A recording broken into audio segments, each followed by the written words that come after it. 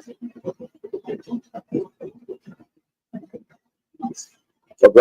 right. That's up.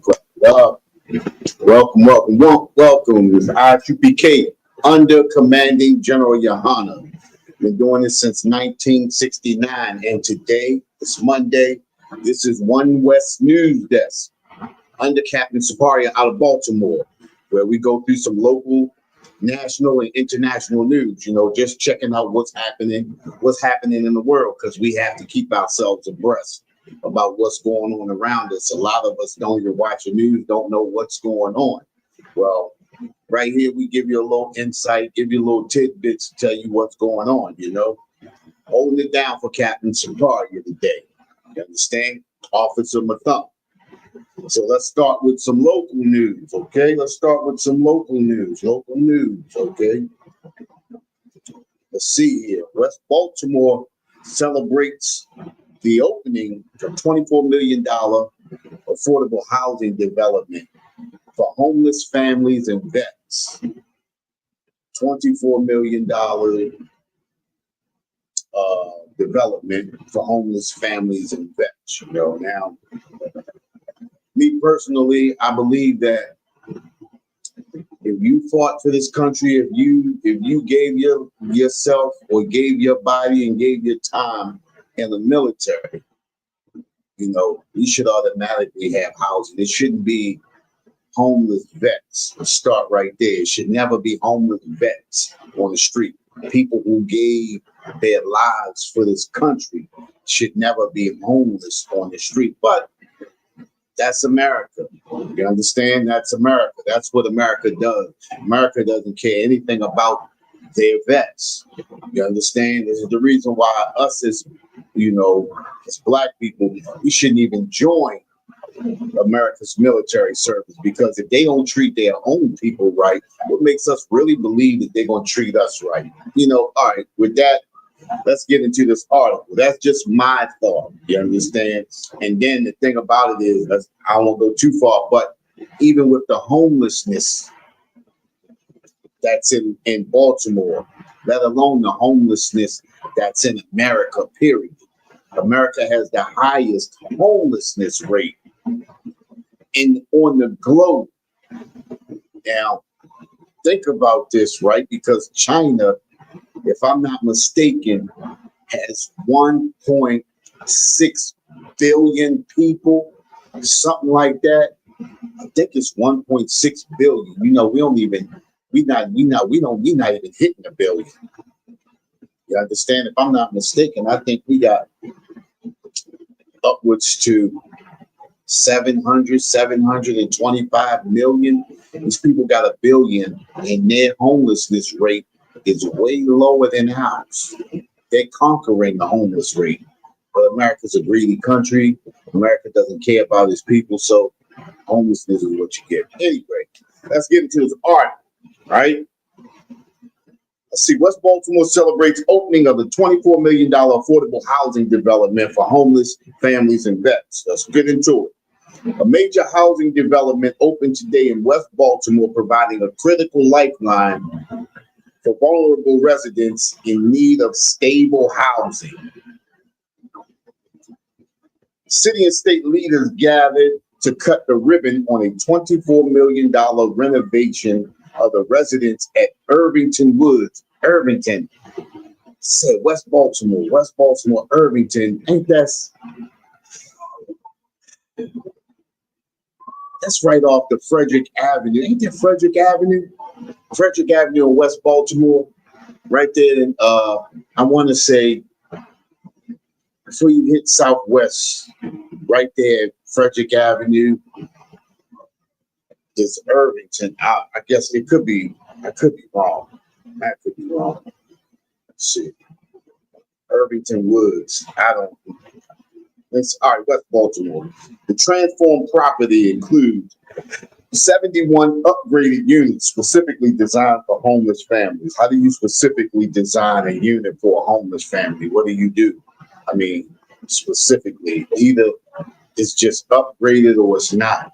Yeah, I mean, you don't specifically, upgrade units designed for homeless families and veterans and people with mental health needs. Now, mind you, they trying to knock out 3 birds with 1 stone, which really makes no sense, because now they get to speak. There's 71 units, and you're talking about for homeless families, which we see them all across Baltimore. I know damn well it's more homeless people in those tent cities that we see everywhere. Not to mention the little homeless shelters that they got. You understand?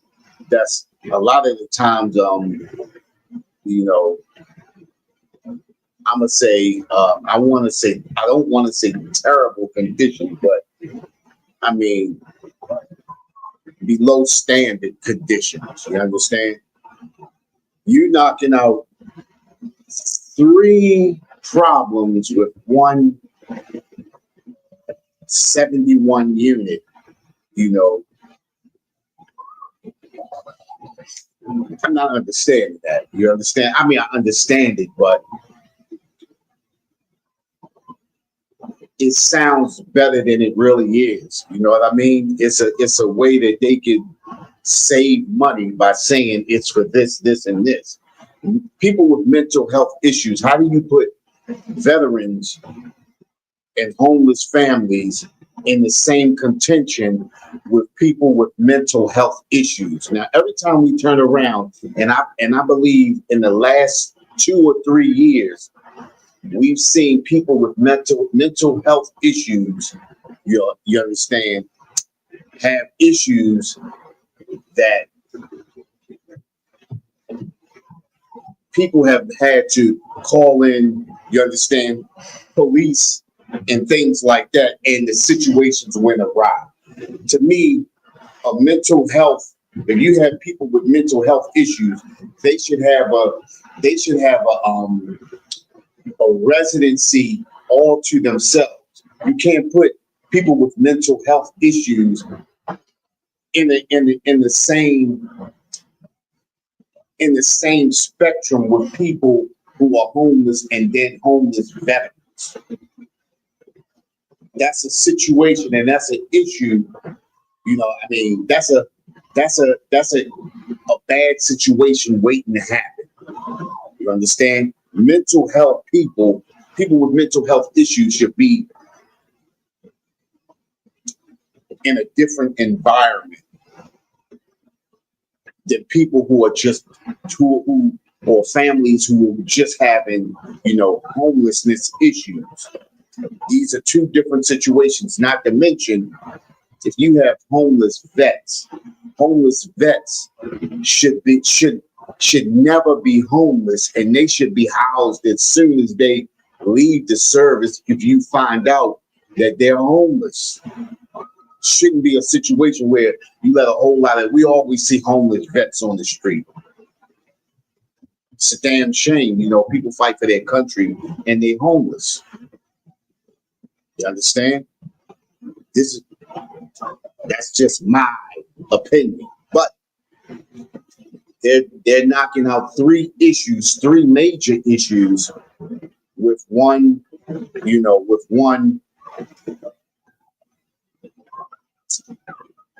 small gesture of 71 units. We know that's not going to be enough for, and all of these vacant houses. It doesn't make sense to me that you have to renovate units. Why not renovate some of these vacant houses and give them to the homeless vets and give them to the homeless families?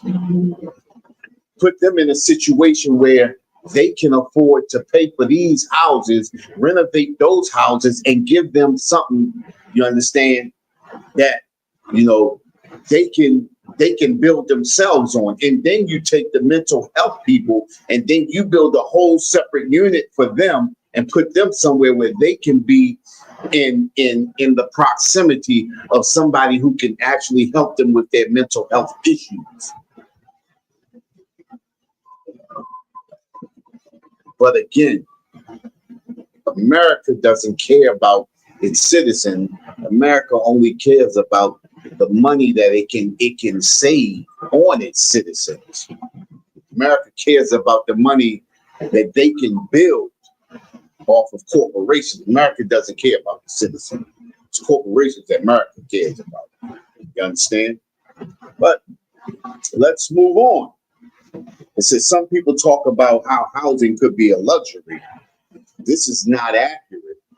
Housing is a necessity, which if housing is a necessity, which I truly believe housing is a necessity. If housing is a necessity, why not take all of these vacant houses that have been vacant for years all around Baltimore? Because I'm pretty sure we could clear up the whole homelessness situation in Baltimore with all the empty houses and everything in Baltimore.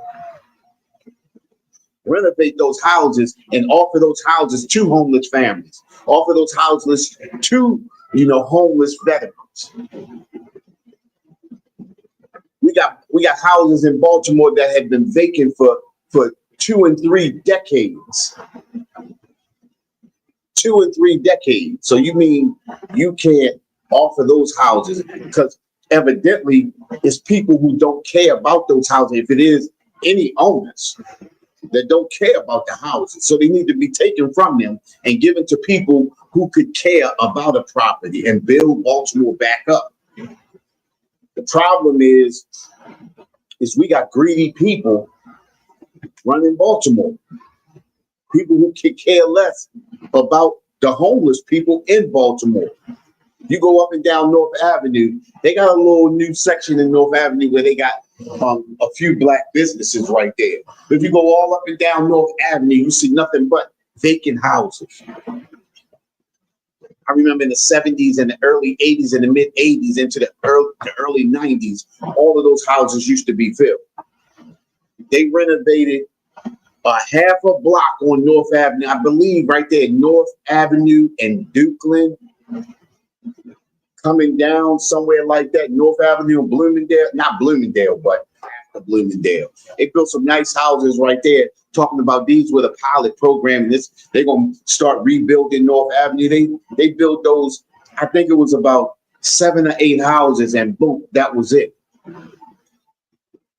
They built 7 or 8 houses, made it affordable for people to move in, but then you left 20 blocks on both sides vacant. Those houses didn't even make a difference, because the people who bought the houses probably immediately moved out after they saw that they weren't rebuilding North Avenue at all. You come right down from Walbrook Junction, if I'm not mistaken. As soon as you come off of Walbrook Junction past the library, maybe I think it's like 2 or 3 blocks down where they built in the 90s, they built these new houses on the side. There's supposed to have been a pilot program for the new housing that they were going to build and rebuild North Avenue. And now here we go again, right? They got a new project, 24 million. Think about this, right? Think about what $1 million, investing $1 million in North Avenue, 10 blocks of North Avenue. Think about what $1 million can do. Think about what $4 or $5 million could do. Even if you just renovate everything from Walbrook Junction all the way down to Pennsylvania Avenue. Walbrook Junction down to Pennsylvania Avenue, renovate that first, $10 million. I mean, come on, think about it, right? They got the Coppin University. It's a university now. That means it's bringing in so much money. They build all of that up right there, put that football stadium right there, and let everything else go to shambles. These are the representatives that we have. This is what voting has gotten us. Listen, if you look at North Avenue from the 60s and the 70s, almost right into the early 80s, because North Avenue used to be clean. And then look from that mid 80s all the way up until now. Look at the transformation of North Avenue. And it didn't even take pilot programs. It didn't take any investment companies to come in. People just cared about, cared about their neighborhoods. But when you have politicians who disassociate themselves with the neighborhoods that they grew up in and that they used to love and care for, disassociate themselves from the neighborhood, this is what you have. And we look at Baltimore. Baltimore's a black city. Just like we always say, we got black commissioners, black mayors, we got black state's attorneys, black congressmen, black senators, and all of that in Baltimore. And look at Baltimore. We look at this in Baltimore, and this is the reason why we always say that black people can't run anything. This is what we think, but we can't. The problem is we have people who don't care. They don't live where we live at. This is the reason why politicians of any district should have to live in the district that they politic for. A politician this is just like, think about it, right? Just like police officers. You shouldn't be able to police a neighborhood that you don't live in, because you could care less if you don't live in that neighborhood. People that police a neighborhood take pride policing their own neighborhoods. So police should live in their own neighborhoods. Politicians should live in their own neighborhoods. And it used to be like that. It used to be like that. The politicians that ran for any offices in Baltimore used to live in the neighborhoods that they politic for. It used to be like that. Listen, even police used to live in the communities, in the districts that they police. Believe it or not. I can remember going to Security Square Mall and seeing Officer Abel, Officer White. You understand? I remember seeing all of those police that was in our neighborhoods on the weekends. You could see them at Security Square Mall, even up at Westview, when Westview was a mall, not a shopping center, but it used to be Westview Mall. You could see them there. I'm not saying that they didn't do stuff that was out of the way, but it wasn't like it is today. You understand? And now, like I'm saying, how do you put homeless families, how do you put homeless veterans, and how do you put people with mental health issues all in the same community? That makes no sense at all. And they spent $24 million on it, and not building, but renovating. $24 million to renovate. That don't even sound right to me. $24 million to renovate 71 units. How does that sound? I mean, they making it seem like, it's the greatest thing in the world that has happened. It's not. I can guarantee you, those 71 units that they renovated, damn near probably didn't even cost them $2 million. I don't even think it cost them $2 million. So you have to ask yourself, where did the rest of the money go? That's what I'm asking. Now, I'm not saying that that's what happened, but when you have a renovation of 71 units for homeless families, for homeless veterans, and for people with mental health issues, not a bill. Not a bill from the ground up, but it's renovated units that was already there. Put a little bit of new flooring in, some paint, some carpet here and there. You understand? Some handicap, help handicap, entrances or whatever you do. You understand? $24 million. on 71 units. That don't even sound right. It's not me. It don't sound right to me.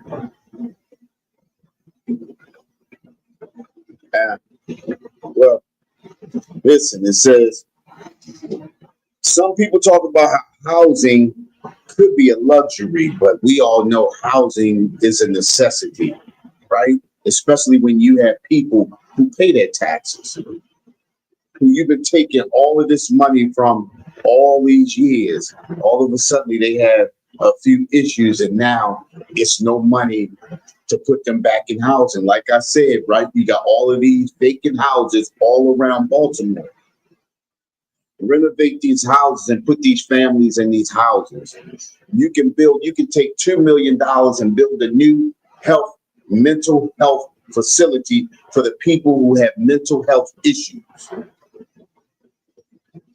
Take care of it that way. But I'm guessing they're not thinking like that. It's about how much we can get after we renovate an old unit. Listen. Come on, stop jumping.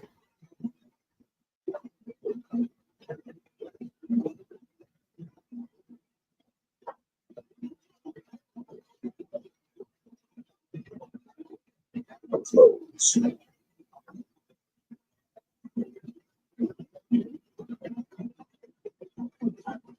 About something.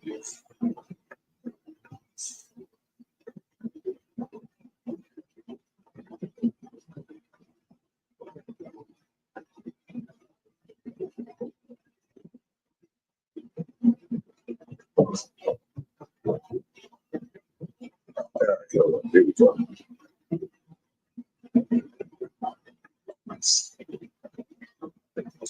Says Maryland State Senator Dela Attar in District 41 during the ceremony. She's the one that said housing is a necessity. Says the project represents part of a broader initiative to expand access to affordable housing across Baltimore. We talk about affordable housing in Baltimore every 10 years. Every 10 years, they talk about affordable housing. You understand? Affordable housing. Think about what's going on now. Think about affordable housing. How many affordable housing projects have we had in Baltimore? I know of one. That's the one down by the main post office, affordable housing. They did a little bit of affordable housing out in Cherry Hill, but it really wasn't affordable housing because you didn't put people who had a hard time buying housing. You put people who could afford housing out there. What you should have did was renovated those projects that they got out there. Should have put, what they call central air in those projects that you got out there. Should have made it. Could have took that money and did that. You understand? Right across the street from the projects, you got new housing over there for people who can afford housing, not for people who have low incomes. But you got it over there for people who can afford housing. They did the same thing with Murphy Homes after they tore Murphy Homes down. That's not affordable housing. That was for people who can afford housing. It's a difference. When they tear the projects down, when they tore all of those projects down, they didn't make it affordable housing. They just put housing right there to sell to people who could afford it. Just because it's cheap because of the neighborhoods that it's in. It's not cheap because they're making it affordable for people who can't afford it. This is what we got to start thinking about. They tell us one thing, but they do something else. And then they make that thing seem like the thing that they was talking about, but it's not. Hope you can get that. Because I understood that. I believe I did. You understand? They lie to us and they tell us one thing to make us believe they're doing it for a particular reason, but they actually doing it for another reason. Just like when they tore the projects down over there, I believe wasn't that Lafayette projects? Was that Lafayette projects?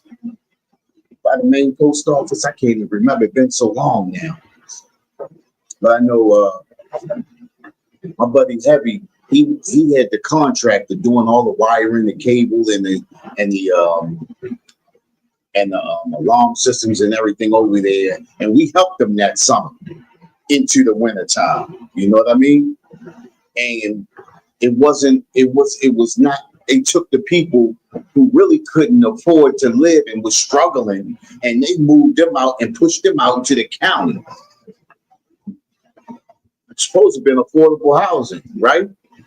New housing made affordable for people who really couldn't afford it. But they kicked out a lot of their tenants who couldn't afford it. They do that all around the city, but they did that for a reason. They did that for a reason, to move the undesirables out and to bring in the desirables. Meaning they wanted to move people out who were struggling and wanted to bring people in who are not struggling. But that's what affordable housing is for people who struggle. What do I know? What do I let's see. Young man Brian checking in. Good checking in. What's going on, Bakar? My man Bakar. Alazar. Oh yeah, Lafayette Projects. Yeah, right. My man. I think I was right? Lafayette Projects. Okay. My man, I was right. What's going on, T. Nikki?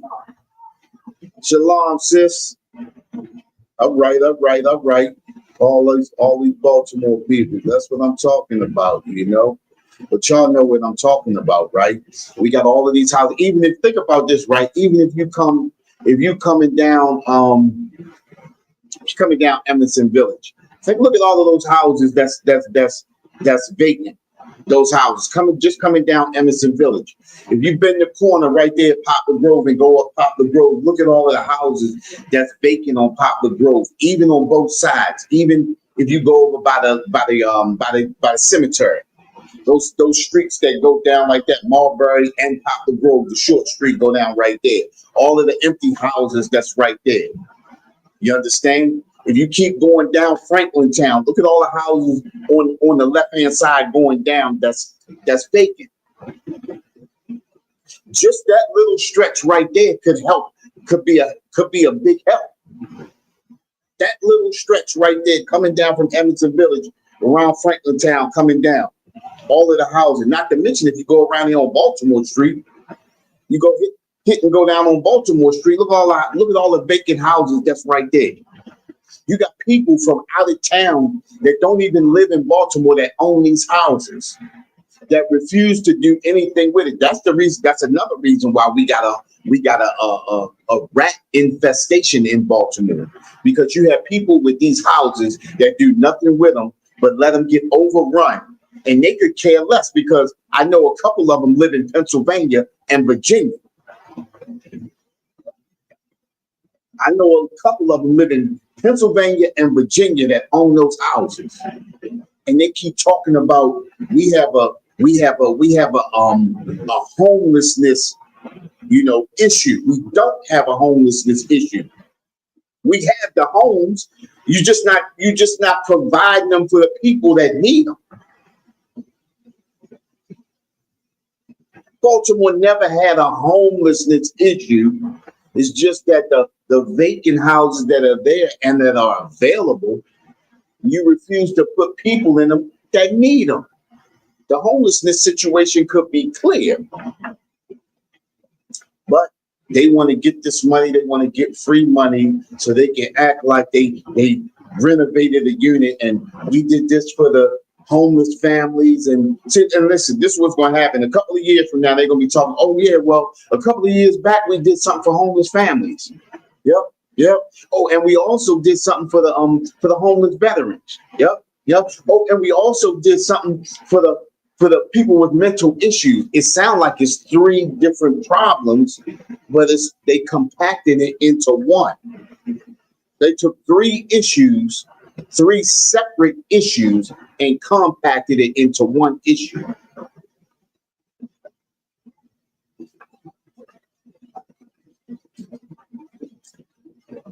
project represents part of a broader initiative to expand access to affordable housing across Baltimore, led by Volunteers of America, Chesapeake, and Carolina. Listen, led by Volunteers of America, Chesapeake, and Carolinas, the development received support from a coalition of federal, state, and local partners. They making money off of this. See, listen, 71 units. I told you, 71 units does not cost $24 million. They got people investing. This is not something. Listen, this is not something that they did, and all of a sudden, hooray, hooray, we did it. You understand what I'm saying? Where's my article? How did my article disappear?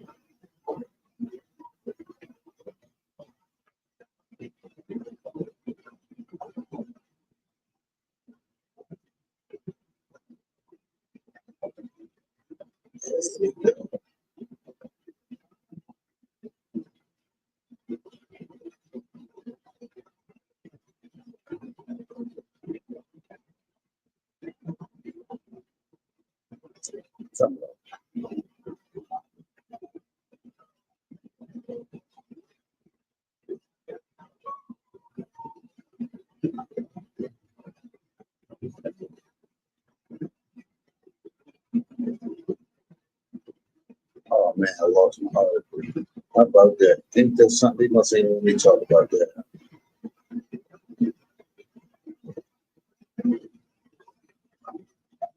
Oh man.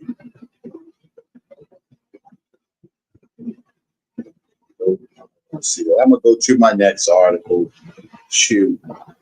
But anyway, think about it, right? You taking the money from the city, and it's probably federally funded. They probably got funds for all of the homeless people. You understand? You make a homeless count, and then you get federal funds off the amount of homeless people that you have. You count everybody that's in the homeless facilities and things like that, and then they give you a budget off of that, and then you got all of these people from all of these different corporations that that are investing, expecting to make a profit off of it. And that's what they did. That's all they probably did. You understand? It makes no sense, but these are the people that we elect. This is what happens when you trust in a voting system that doesn't work. Vote system hasn't been working since we've been voting. We've been voting since the 50s. And look where we at. We're still in the same place. It is what it is. All right, let's move on to the next article.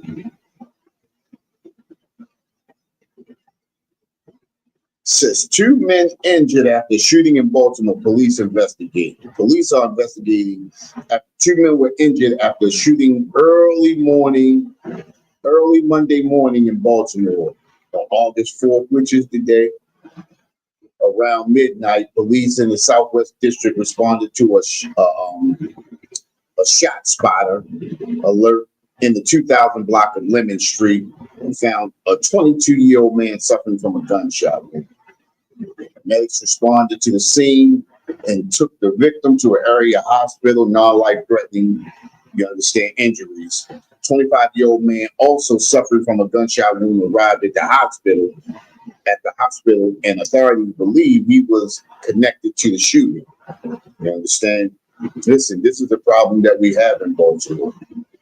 You understand? And us as a people, we got to come together. We always the one they put on the front page of the news. You understand what I'm saying? And us being on the front page of the news all the time, it makes it seem like, we really the cause and the issue and the problems going around this city. But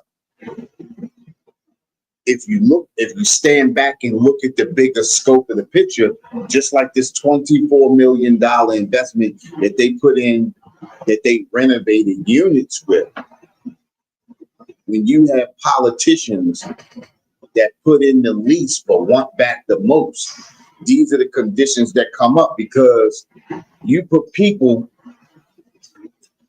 in a position where they feel like they have no way out. So instead of doing the right thing, a lot of us feel like we gotta do the easiest thing. Wrong is always easy to do. You understand? And in doing wrong, we get all of the shootings, we get all of the drugs, we get all of the violent crimes and everything. You understand? Now, the thing is these conditions were not created by us. It's created by the people who are over us, who make all of these laws. You understand? That we are forced to abide by. They don't abide by the laws that they create, but they create the laws for us to abide by. And then we sit and we make bad decisions, and the outcome is people getting shot, people getting into violent altercations. You understand? People losing their lives. This is what happens. You understand? This is the reason why we have to come together. We have to support ourselves. We have to support each other. And we have to take care of our own.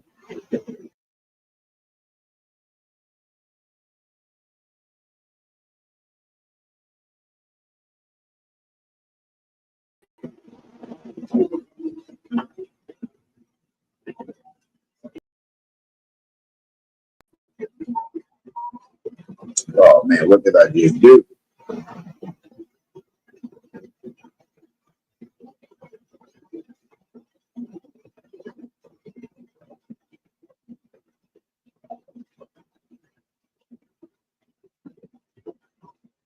just lost my feed.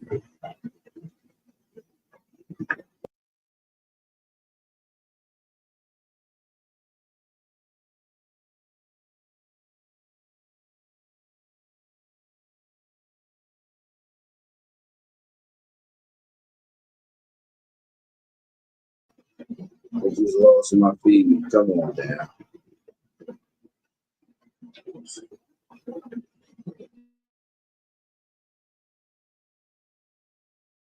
Dude, come on. Let's go to the camera. Oh, there we go. There we go. All right, all right. We back. We back. All right. Listen, this is the things that happen to us when we rely on people, you understand, or people other than ourselves. We got to build up our own people. We got to build up ourselves. You understand? We got to take care of our own. And we're relying on a people who have been bought and paid for. You understand? What's going on, Daraj? How you feel? All right, where your pops at? Okay, okay, okay. Yeah, we rely on the people that don't care about us. And this is the conditions that we in. These are the things that happen when we rely on the people that don't care about us. You understand? And you get these shootings like this. You get these, like I said, you get the violent crimes. You understand? You get the drug-infested neighborhood. Think about this too, right? These drugs, we didn't bring these drugs into our neighborhoods. You understand? Other people brought these drugs into our neighborhood to create these conditions so that they can keep feeding off of us. And think about this: back in 2019, in the port of Philadelphia, they got 33,585 pounds of cocaine at their port. On the same day, June 19th, 2019, they got 333 pounds of cocaine right here at the port of Baltimore. Nobody was arrested. Nobody was indicted.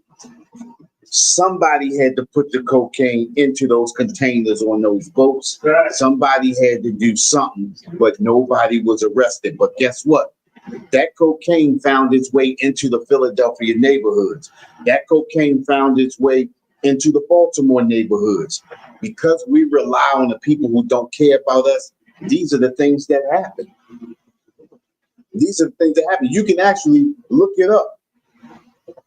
On the same day, in Philadelphia and in Baltimore, 2 major drug busts. Nobody heard about it on TV.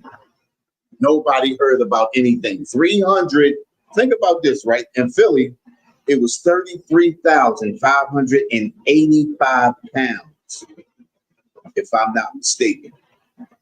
33,000. They said it was $1.5 billion street value. The one in Baltimore was $10 million street value. Nobody arrested, nobody indicted, nobody got nothing. On the same day. How ironic. Think about this, right? Let's okay, we know it was cocaine, right? But how ironic is it that the biggest bust, almost the biggest bust in both of these cities' history happens on the same day?